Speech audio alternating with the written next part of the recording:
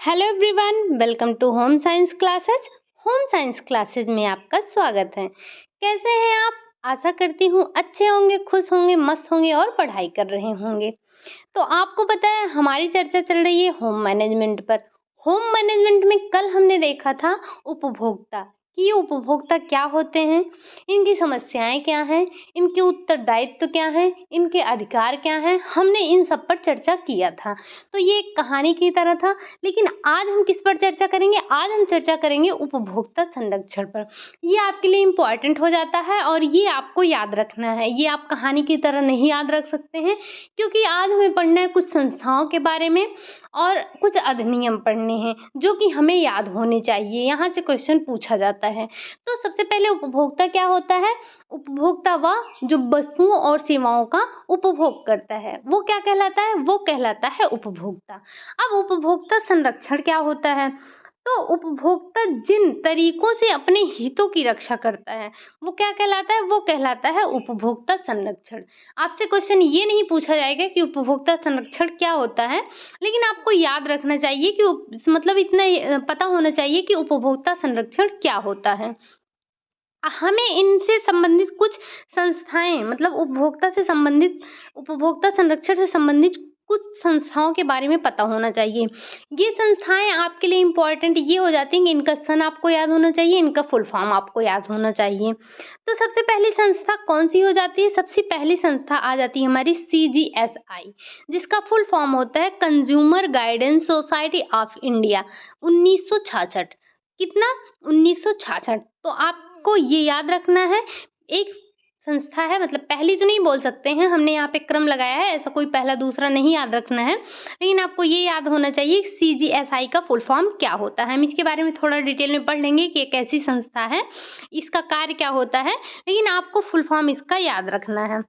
आगे आ जाता है हमारा CUTS, consumer unit and trust society 1983। कितना? 1983। इसका फुल फॉर्म क्या है? Consumer unit and trust society. ठीक। अगला आ जाता है वॉइस, VOICE। इसका फुल फॉर्म आपसे पूछा जाता है, फुल फॉर्म आपको पता होना चाहिए।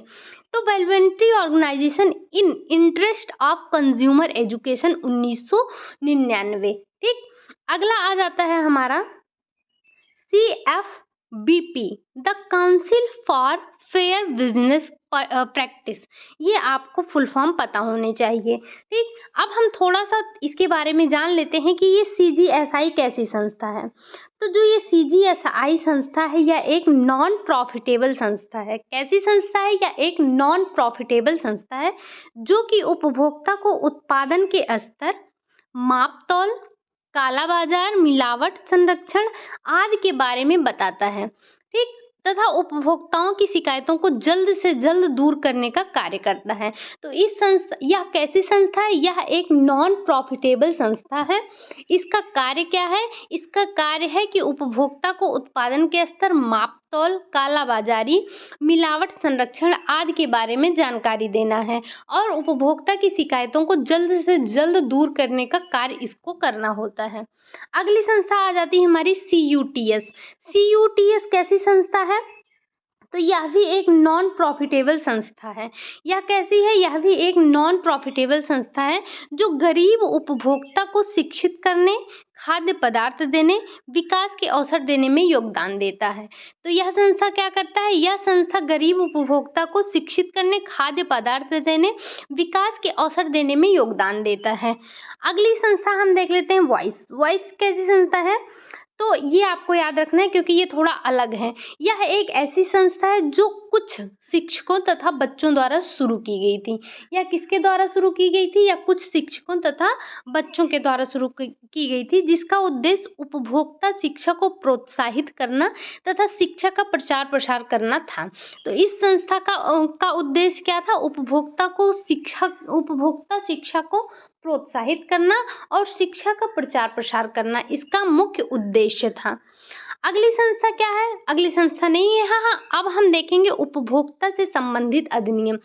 अगर आप नोट डाउन नहीं करते हैं तो स्क्रीनशॉट ले लीजिएगा, क्योंकि यहाँ से क्वेश्चन बनते हैं और आपको यहाँ से सबसे ज़्यादा इम्पोर्टेंट हो जाता है आपके लिए सन याद कर लेना, क्योंकि यहाँ से पूछा जाता है मिलावट, जैसे हो गया मिलावट निरोध अधिनियम कब आया था या ये कब लागू हुआ था। तो ये सब चीज़ें आपको ध्यान में रखनी थी कि कब आया था, कब लागू हुआ था, इसके बारे में आपको पता होना चाहिए। तो हम देख लेते हैं सबसे पहला अधिनियम क्या हमने नोट किया है कि मिलावट निरोध अधिनियम 1955। ये लागू कब हुआ था? ये लागू हुआ था 1955 को, सॉरी ये 1954 है। मतलब मिलावट निरोध अधिनियम आया कब था? 1954 में, लेकिन लागू कब हुआ था? 1 जून 1955 में लागू हुआ था। फिर अगला अधिनियम आ जाता है आपका औषध एवं मादक पदार्थ अधिनियम 1940। ठीक, आपको ये सन याद रख लेने हैं, क्योंकि ये सन आपसे पूछे जाते हैं। मैं बार बार कह रही हूँ, अगर आप नोट नहीं करते हैं तो आप स्क्रीनशॉट जरूर ले लीजिएगा। ठीक, फिर अगला अधिनियम का क्या आ जाता है हमारा? अगला अधिनियम आ जाता है खाद्य पदार्थ निषेध अधिनियम 1954, जिसे हम कहते हैं PFA। फिर भारीय माप स्तरीकरण अधिनियम, ये थोड़ा भारीय माप स्तरीकरण अधिनियम होगा, थोड़ा ये मिस्टेक हो गया है। तो भारीय माप स्तरीकरण अधिनियम 1939। आपके लिए जो ऊपर के 3 अधिनियम दिए गए ये सबसे ज़्यादा इंपॉर्टेंट है, आपको इसे याद रखने हैं। तो ये कब आया था? ये आया था 1939 में, लेकिन लागू कब हुआ था? 1 जुलाई 1942 को लागू हुआ था। फिर श्रेणीकरण एवं बाजार अधिनियम, ये कब आया था? 1937। डिब्बा बंद वस्तु कानून 1970, ये अधिनियम है, आपको याद रखने हैं। फिर क्या आ जाता है? फिर आ जाता है हमारा घरेलू विद्युत उपकरणीय गुणवत्ता नियंत्रण अधिनियम 1976। ये लागू कब हुआ था? तो ये लागू हुआ था 1978 को। आवश्यक वस्तु नियंत्रण अधिनियम 1955।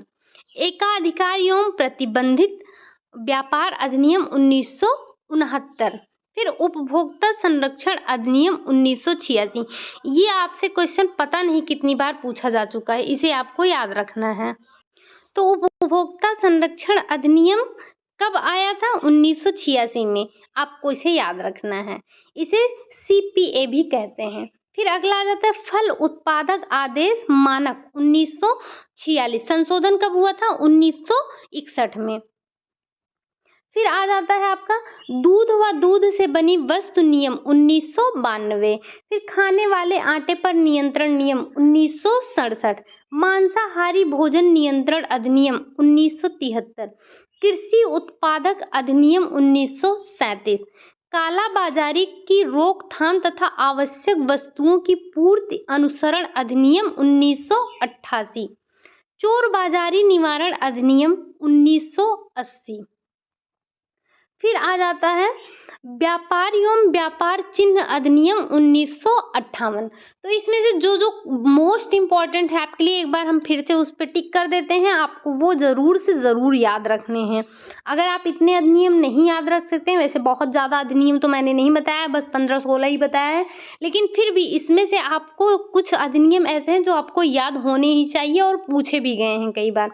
तो पहला ही आपको याद रखना है मिलावट निरोध अधिनियम 1954। औषध एवं मादक पदार्थ अधिनियम 1940। फिर आ जाता है खाद्य पदार्थ निरोध अधिनियम 1954, ये भी जरूर आपको याद रखना है। फिर ये डिब्बा बंद वाला भी आपको याद रखना है। भारीय माप स्तरीकरण अधिनियम 1937। श्रेणीकरण एवं बाजार अधिनियम 1937। डिब्बा बंद वस्तु कानून 1970। ठीक, ये आपके लिए इंपॉर्टेंट हो जाते हैं। अगला आ जाता है घरेलू विद्युत उपकरण गुणवत्ता नियंत्रण अधिनियम 1976, ये आपको याद रखना। आवश्यक वस्तु नियंत्रण अधिनियम 1955। एकाधिकार एवं प्रतिबंधित व्यापार अधिनियम 1969। ये तो आपके लिए पता नहीं कितनी बार आपसे क्वेश्चन बन गया है, मुझे तो लगता है आप में से कई लोग को तो ये याद भी हो गया होगा कि उपभोक्ता संरक्षण अधिनियम कब आया था। तो कब आया था? 1986। हमारा चैप्टर ही है उपभोक्ता संरक्षण अधिनियम, मतलब उपभोक्ता संरक्षण। तो आपको ये चीज याद होना चाहिए कि उपभोक्ता संरक्षण अधिनियम कब आया था? 1986 को आया था। ये भी आपके लिए इंपॉर्टेंट हो जाता है। फल उत्पादक आदेश मानक ये 1946 में आया था। फिर आ जाता है आपके लिए दुग्ध व दुग्ध से बनी वस्तु अधिनियम 1992। फिर ये आपके लिए इम्पोर्टेंट हो जाता है कृषि उत्पादक अधिनियम 1937। फिर चोर बाजारी निवारण अधिनियम 1980। काला बाजारी की रोकथाम ये कब आया था? 1988। ये भी आपको याद रखना है। फिर व्यापार चिन्ह मतलब व्यापार एवं व्यापार चिन्ह अधिनियम 1958। टोटल 18 ही है, अगर आप चाहेंगे तो आपको 18 याद हो जाएंगे, नहीं तो बस आप 1-2 छोड़ दीजिएगा, बाकी आपको याद करना ही पड़ेगा। और यहाँ पे 2-4 क्वेश्चन मैंने आपको ऊपर बता दिए हैं, जो ऊपर के 3 है वो आपके लिए मोस्ट इम्पॉर्टेंट हो जाता है, और एक जो आपको उपभोक्ता संरक्षण अधिनियम आया है ये आपको याद रखना है। अब हम देख लेते हैं उपभोक्ता विवाद निवारण, कि उपभोक्ताओं का जो विवाद होता है ये कहाँ पर निवारण होता है। यह होता है 3 स्तरों पर निवारण। कहाँ पर? जिला स्तर पर, राज्य स्तर पर और राष्ट्रीय स्तर पर। जिला स्तर पर कब होता है? जब आपकी धनराशि का नुकसान 20 लाख से कम का रहता है। जब जो आपका नुकसान हुआ है उसका आप 20 लाख से कम का नुकसान हुआ है तो आप इसकी शिकायत कहाँ करेंगे? इसकी शिकायत करेंगे जिला मंच पर, मतलब जिला स्तर पर। और जब राज्य स्तर पर कब करेंगे? राज्य स्तर पर 20 लाख से 1 करोड़ की धनराशि होने पर, मतलब 20 लाख से अधिक है और 1 करोड़ से कम है, तब आप कहाँ पर शिकायत करेंगे? इसका निवारण कहाँ होगा? तब इसका निवारण होगा राज्य स्तर पर। और जब राष्ट्रीय स्तर पर कब होगा? जब 1 करोड़ से अधिक धनराशि पर मुकदमा हुआ रहेगा, तब इसका निवारण कहाँ होगा? तब इसका होगा राष्ट्रीय स्तर पर। तो आपको याद रखना है कि विवादों का निवारण जो आप मुकदमा करते हैं, आपकी शिकायतें कितने स्तरों पर सुनी जाती हैं? 3 स्तरों पर सुनी जाती हैं, जिला स्तर पर, राज्य स्तर पर और राष्ट्रीय स्तर पर। आपको ये धनराशि भी पता होनी चाहिए कि कितनी धनराशि के नुकसान पर ये किस स्तर पर सुना जाता है। तो 20 लाख से कम धनराशि होने पर किस स्तर पर? जिला स्तर पर। और 20 लाख से 1 करोड़ के बीच का अगर आप मुकदमा किए हैं तो वो कहाँ सुनाया जाएगा? वो सुना जाएगा राज्य स्तर पर। और आपने 1 करोड़ से अधिक का मुकदमा कर दिया है, आपका नुकसान 1 करोड़ से अधिक का है, तो वो कहाँ सुना जाएगा? वो सुना जाएगा राष्ट्रीय स्तर पर। और इसका हेडक्वार्टर कहाँ है? इसका हेडक्वार्टर है न्यू दिल्ली, मतलब हेडक्वार्टर मतलब मुख्यालय। इसका मुख्यालय कहाँ है? इसका मुख्यालय है नई दिल्ली। आपको ये नंबर याद रख लेना है। क्या? कंज्यूमर हेल्पलाइन नंबर कितना है? 1800111400, फिर 1404। ये आपको याद रख लेना है। शायद से पूछ भी लिया जा सकता है, बट आपको याद रखना है कंज्यूमर हेल्पलाइन नंबर क्या है, तो ये इतना है कंज्यूमर हेल्पलाइन नंबर। आगे देख लेते हैं लेबल, कि ये लेबल क्या होता है। लेबल जो है उत्पादन से संबंधित जानकारी देता है हमें। कल हमने जब उपभोक्ता के बारे में उनकी समस्याओं के बारे में समझा था, तब हमने देखा था कि लेबल के क्या-क्या फ़ायदे हैं। आज हम फिर से देख लेते हैं कि उत्पादन से संबंधित जानकारी इसमें होती है। इसका लाभ क्या होता है कि आपको संपूर्ण जानकारी मिल जाती है, पहचानने में आसानी होती है कि आपको क्या सामान लेना है, किस कंपनी का लेना है, आपको सब जानकारी इसी से हो जाती है। इसके गुण क्या हैं? गुण क्या है इसका? इसका गुण ये है, इसकी अच्छाई ये है कि खाद्य पदार्थ का नाम दिया रहता है। जो आप सामान लेते हैं उस पे एक लेबल लगा होता है। उस लेबल का अच्छी बात ये होती है कि उस पर खाद्य पदार्थ का नाम दिया होता है, फर्म का नाम दिया होता है, पूरा पता दिया होता है, उत्पाद मिक्स सामग्री दी होती है, मतलब कि उस उत्पाद में किस-किस सामग्री को मिक्स किया गया है। आप जाइए, आपके घर में कोई पैकेट होगा, सामान लेके आए होंगे मार्केट से, फिर आप उसको देखिए, पीछे उस पे लिखा होगा क्या कितना इसमें मिलाया गया है। कुछ नहीं मिल रहा है तो आप जाइए नमक की पैकेट ले आइए, उसमें आप देखेंगे पीछे पूरा डिटेल दिया रहता है कि क्या इसमें कितना मिलाया गया है। फिर अगला आ जाता है उत्पाद का भार। जो लेबल लगा होता है उसमें उत्पाद का भार भी दिया रहता है, कितने ग्राम का है, कितने किलोग्राम का है, फिर ये सब दिया रहता है उसमें। एमआरपी भी दी रहती है, आपको एमआरपी चेक कर लेनी चाहिए। हमारे उपभोक्ता की समस्या क्या होती है कि वो पढ़ा लिखा नहीं होता है और जो है एमआरपी जितनी दी रहती है उससे ज़्यादा रेट ले लेता है दुकानदार। फिर उत्पादन तिथि दिया रहता है, एक्सपायरी डेट भी दी रहती है, लाइसेंस नंबर दिया रहता है, बैच नंबर भी दिया रहता है। कोड नंबर भी दिया रहता है, उत्पाद में कृत्रिम रसायन जो मिलाया गया होता है उसकी भी जानकारी दी रहती है, मुहर भी लगा रहता है, उस पे रजिस्ट्रेशन नंबर भी दिया रहता है, प्रयोग हेतु गाइडलाइन भी दी होती है। जैसे कोई सामग्री आप ऐसा लेके आते हैं, आप ये देख लीजिए, कभी आपने ये देखा है जब आप गुलाब जामुन बनाने के लिए सीमा पाउडर लेके आते हैं तो उस पे पीछे सारी जानकारी दी रहती है कि इसको कब बनाया गया था, इसको ये कितने रुपए का है, इसकी एक्सपायरी डेट कब है, किस कंपनी का है, इसको बनाने की विधि भी दी रहती है। तो सब कुछ आपको उस पे लेबल पे दिया होता है, तो ये सारी जानकारी हमें लेबल से मिल जाती है। अब हम कुछ संस्थाओं के बारे में डिटेल में देख लेते हैं। जैसे फल उत्पादन मानक आदेश FPO, ये क्या है? यह भारत सरकार द्वारा यह 1946 में प्रभाव में आया। कब आया? तो ये आपको याद रखना है, फल उत्पादन मानक आदेश कब आया? 1946 में। यह अधिनियम 1955 में लागू हुआ था। इसके बारे में और थोड़ा जान लेते हैं। इस अधिनियम के तहत जो भी व्यक्ति फल उत्पाद संबंधी भोज्य पदार्थ तैयार करना चाहते हैं उसे FPO से लाइसेंस लेना होता है। फल उत्पाद FPO के मानक के अनुसार होना चाहिए। ये जो होता ये जो संस्था होती है ये लाइसेंस देती है, जो भी फल उत्पाद संबंधी भोज्य पदार्थ तैयार करते हैं उनको ये लाइसेंस देती है।